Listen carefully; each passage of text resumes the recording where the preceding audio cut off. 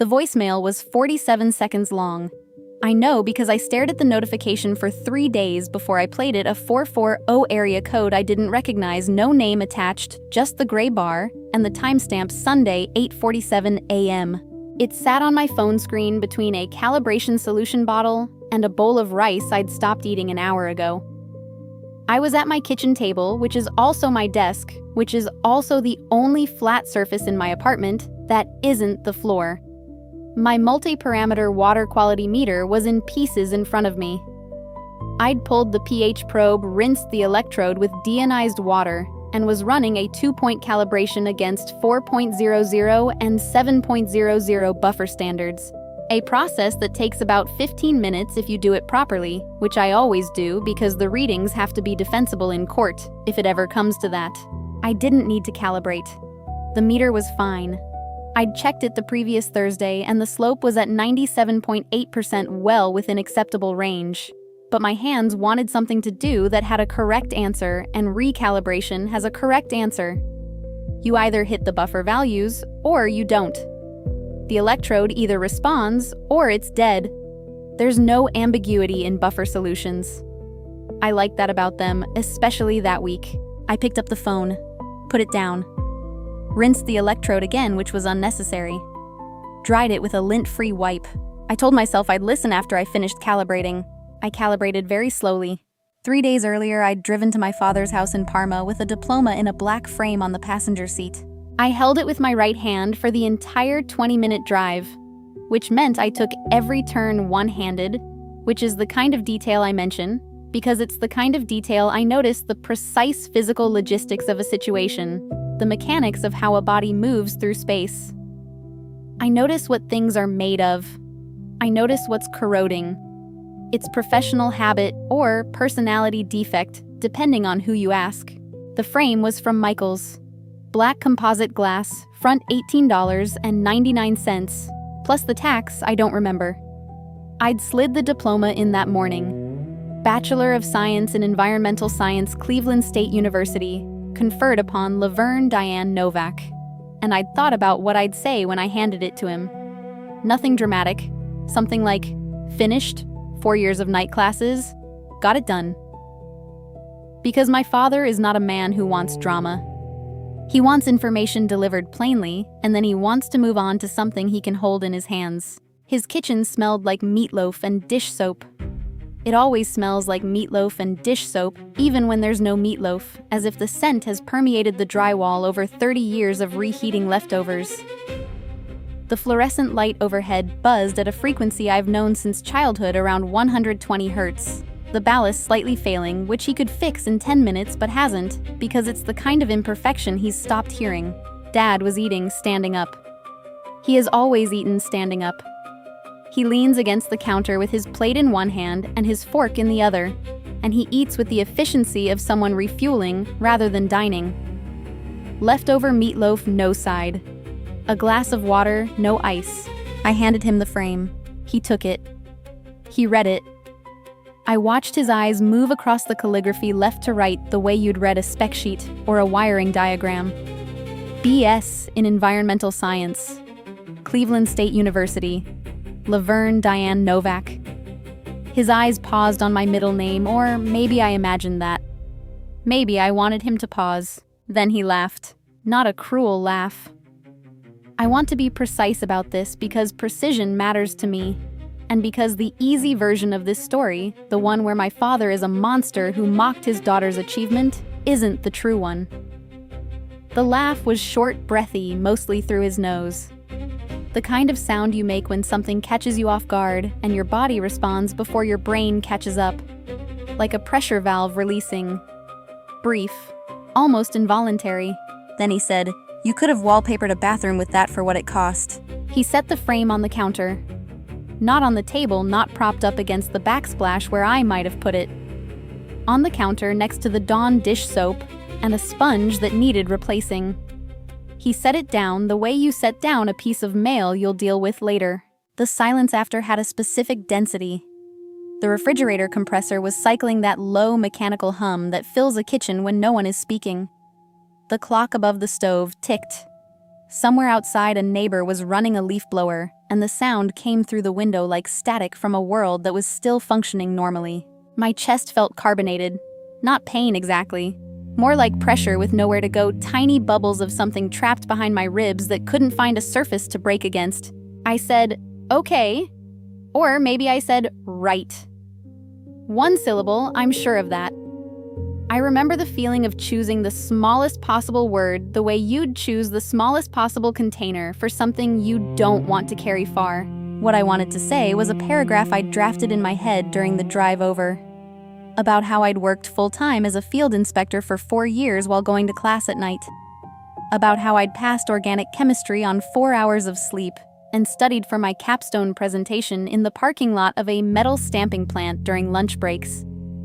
About how $34,000 in student loans isn't nothing, and 4 years isn't nothing, and walking across that stage in a rented gown in a gymnasium that smelled like floor wax, while nobody in my family was there to see it, that wasn't nothing either. I didn't say any of it. I left the diploma on his counter next to the dish soap and I drove home. I didn't turn the radio on. I counted the stoplights between his house and mine. There were 11, 6 red, 5 green. I remember because counting them was better than thinking. That night in my apartment, the anger arrived on a delay the way thunder does. The flash had already happened at his kitchen table. The laugh, the comment, the dish soap, and now hours later, the sound was finally reaching me. And it wasn't clean anger, the kind that points outward and gives you something to push against. It was the other kind, the kind that circles inward and whispers, what if he's right?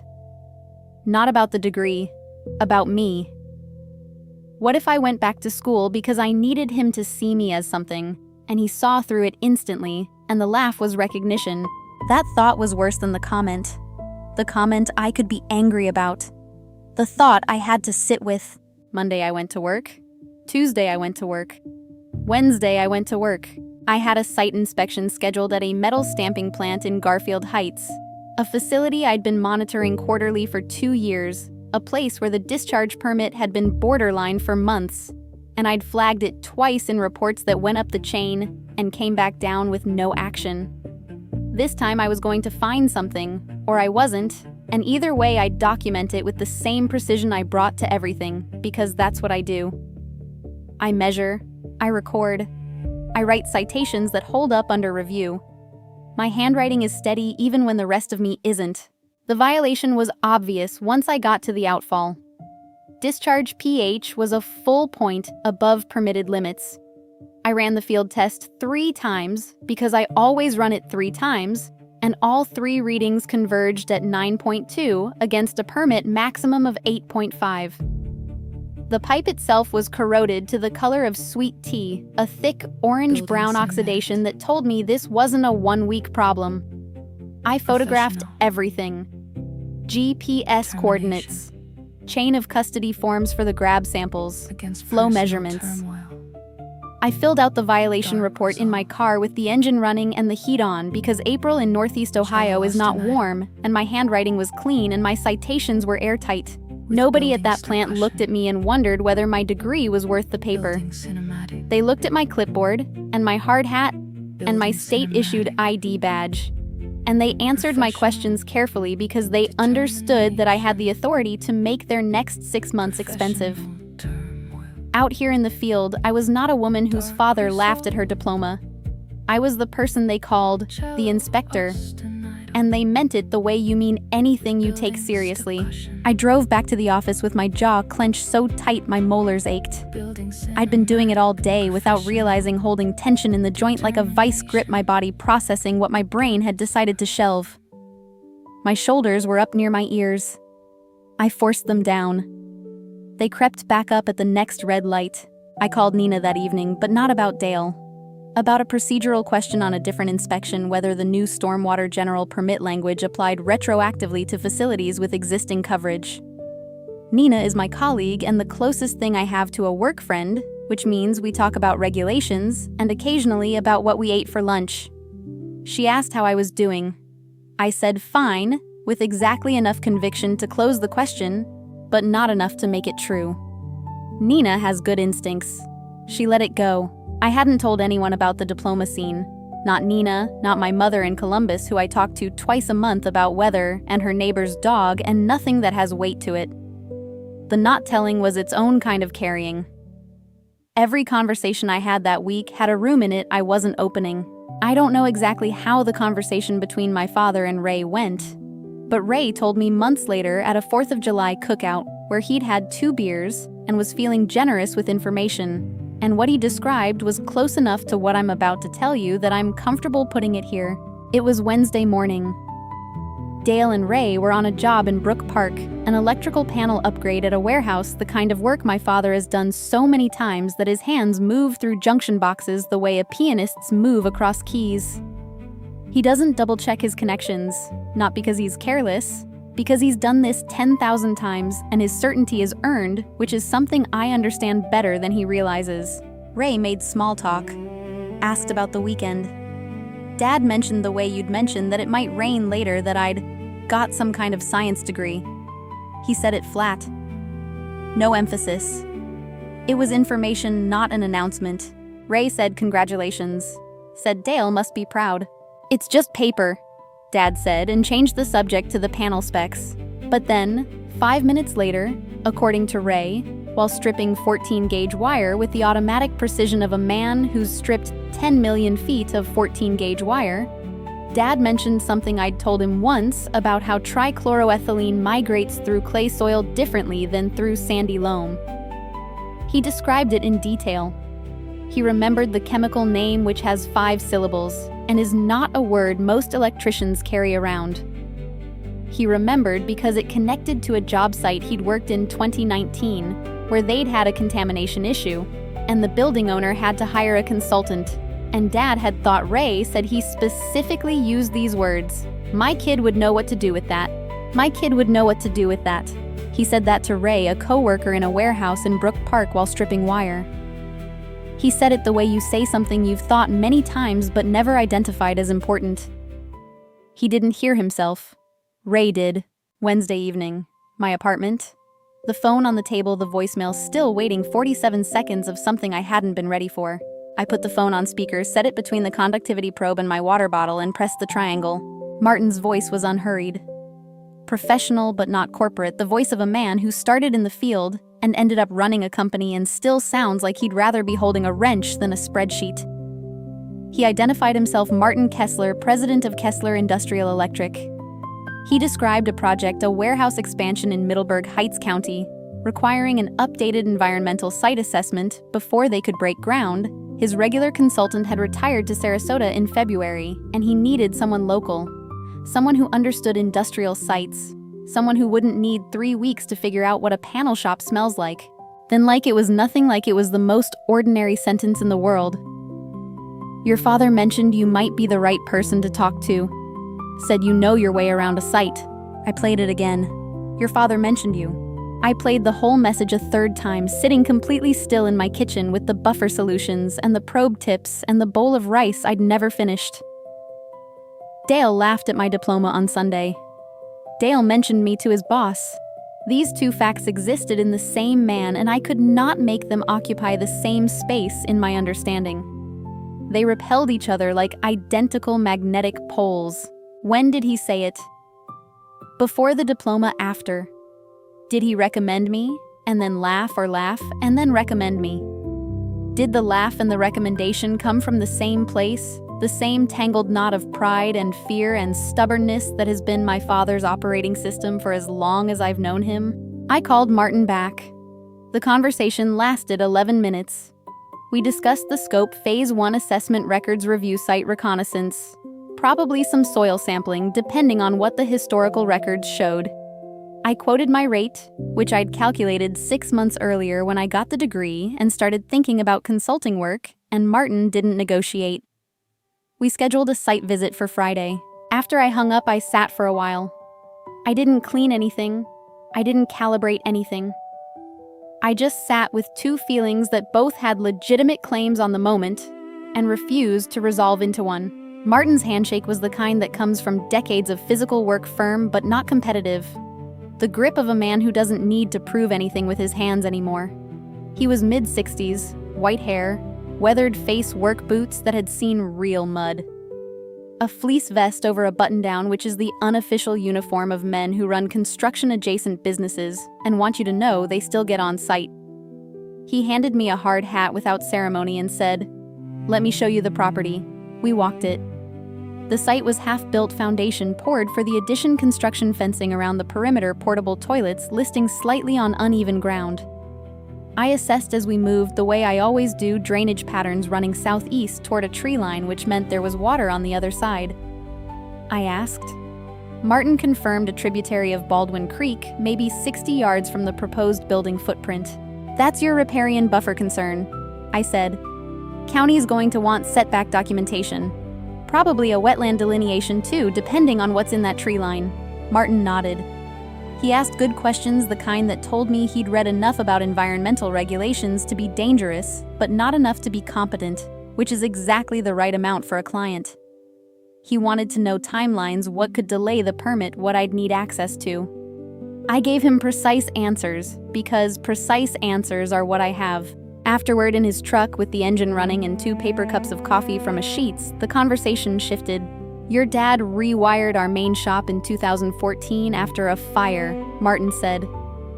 "Finished 3 days ahead of schedule. I've been in this business 40 years, and I've never seen cleaner conduit work. The inspector, the electrical inspector, took pictures, said he wanted to show his apprentices what it's supposed to look like." I nodded. I knew my father was good at what he did. That was never the question. Martin looked at his coffee, then at me.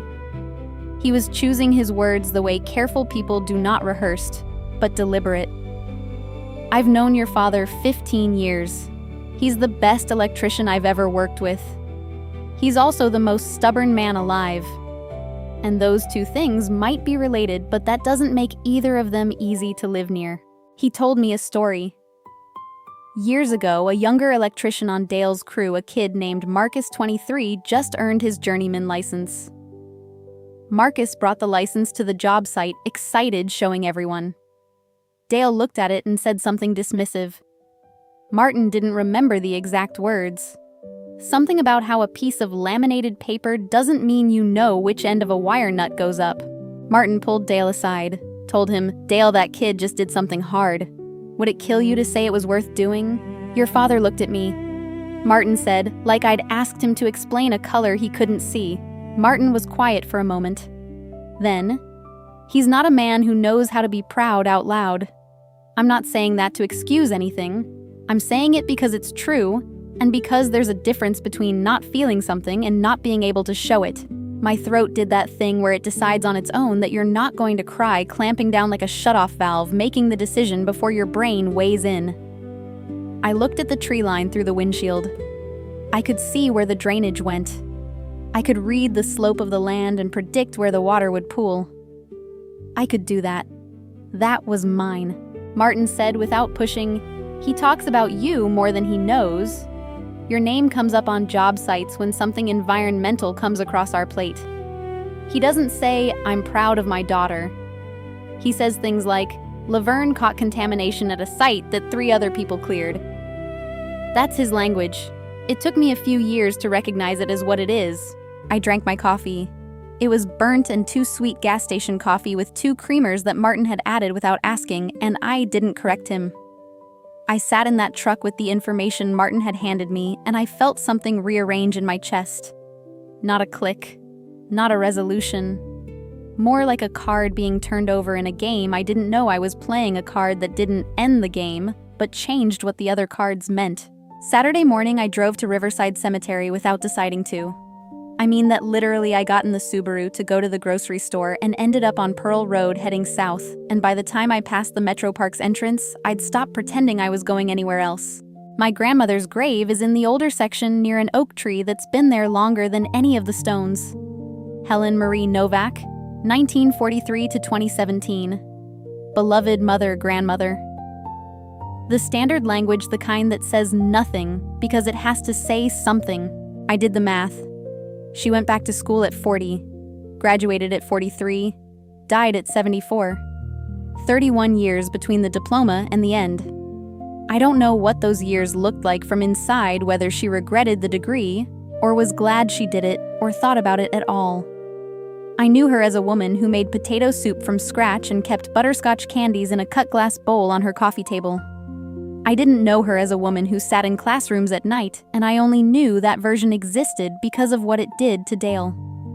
His mother's degree was the origin story of his bitterness. Her student loan balance, $22,000, which he dealt with after she died fielding collection calls in the weeks after the funeral, was his primary evidence that education was a debt machine disguised as a dream.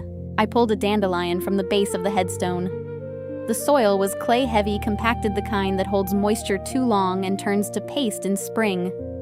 I noticed this because I always notice this. Even here, I stood there for a few minutes. I didn't talk to her. I didn't have a revelation.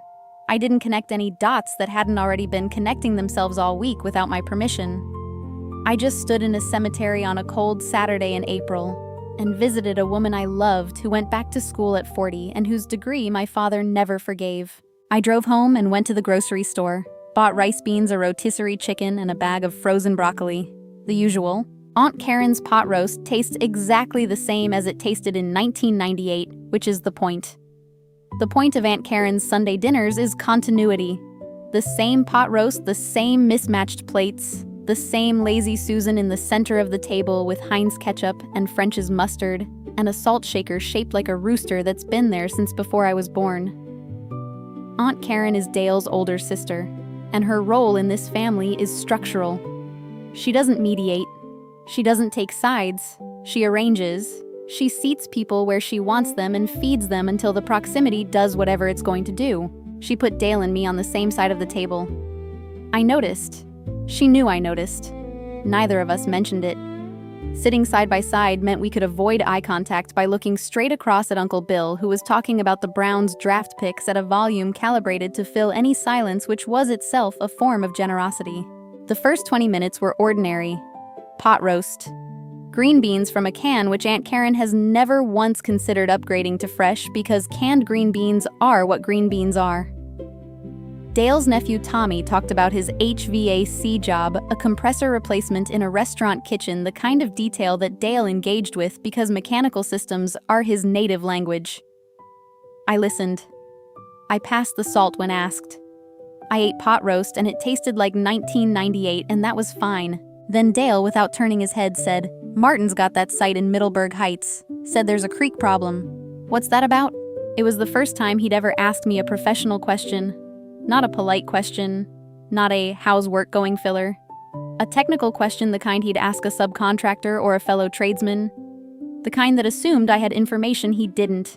The quiet between us at that table had texture, dense, fibrous, the kind you could almost press your hand into. I set my fork down.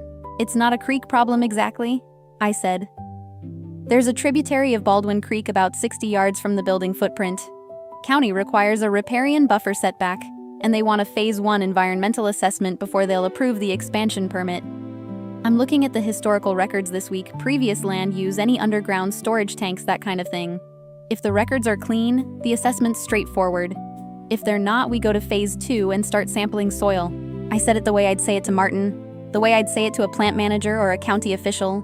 Professional, clear, mine. Dale nodded. One nod.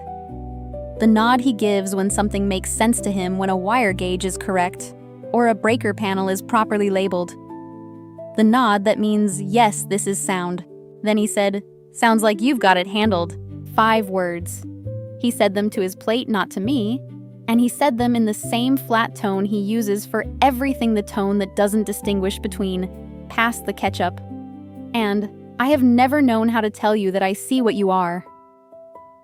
5 words that were not an apology for the laugh, not an admission that the diploma wasn't worthless, not the sentence I'd spent 4 years of night school hoping to hear. "Yeah," I said, and that was it. The conversation moved on. Uncle Bill resumed his draft analysis. Tommy asked for more pot roast. Dale ate. I ate.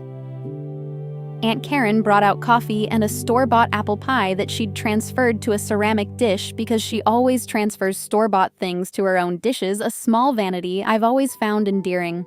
When I left, Aunt Karen pressed a Tupperware of leftover pot roast into my hands and squeezed my arm once just above the elbow without saying anything. The squeeze lasted 2 seconds.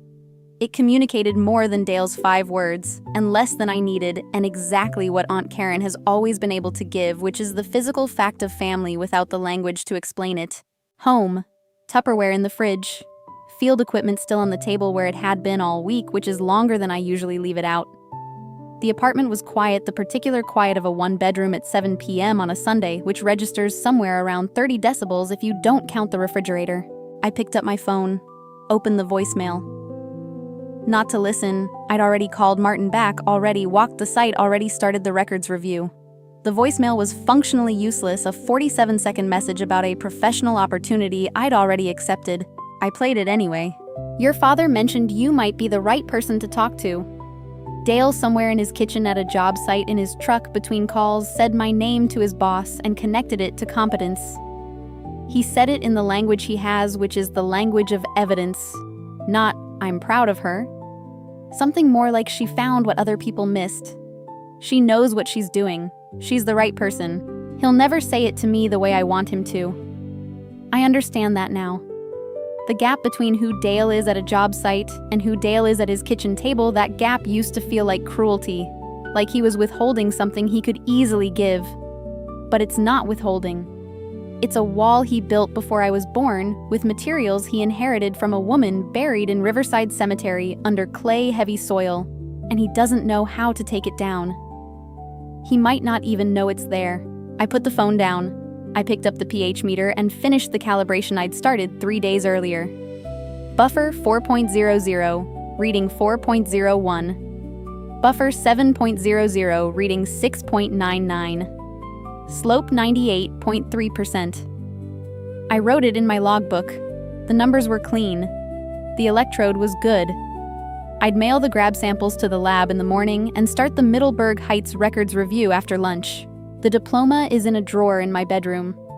Still in the frame from Michael's black composite glass front, $18.99. Not on the wall, because putting it up feels like proving something to an audience that isn't here. Not thrown away because it's mine. I earned it. 4 years of night classes at Cleveland State University is not nothing, and I don't need anyone standing in a kitchen with meatloaf on his plate to tell me whether it counts. It's in the drawer, like most things between me and my father. Present, unresolved, not going anywhere. I used to think that was the worst possible outcome, the permanent in-between the drawer that never opens and never closes. But I think there might be a version of this where the drawer is enough. Where I stop waiting for him to say the sentence I wrote for him in my head and start hearing the sentences he actually says in his own language, in his own broken and insufficient way. Sounds like you've got it handled. Your kid would know what to do with that. Not the words I wanted, the words he has. I'm learning to translate. If this story reminded you of someone in your family who says the hard thing when you need the soft thing, or who shows pride in every direction except toward you, I'd like to hear about it. Leave a comment. And if you'd like more stories like this one, subscribe. I'll be here.